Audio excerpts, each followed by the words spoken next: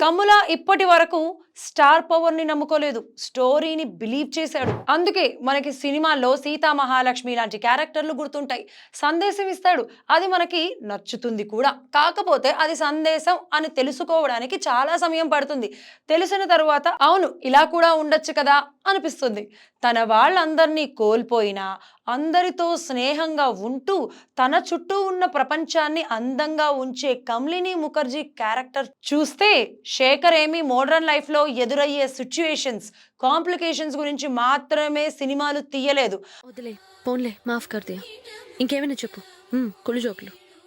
మన సొసైటీలో ఉండే క్రైమ్ అండ్ టార్చర్ లాంటి కోణాల్ని కూడా చూపించాడు.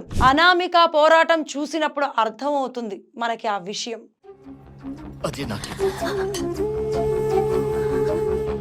ఇదే అనిపిస్తుంది కదా, లైఫ్ అండ్ ఫీలింగ్ మాత్రమే కాదు, స్ట్రగుల్ కూడా ఉంటుంది అని ఇలాంటివి చూసినప్పుడే తెలుస్తుంది. అంతేకాదు కులాలు, ఆడపిల్లల మీద వేధింపులు లాంటి సీరియస్ సబ్జెక్టులు తీసుకున్నాడు కూడా. శేఖర్ డీలింగ్ ఇలాగే ఉంటుంది అని లవ్ స్టోరీ చూశాక మనకు అర్థమవుతుంది.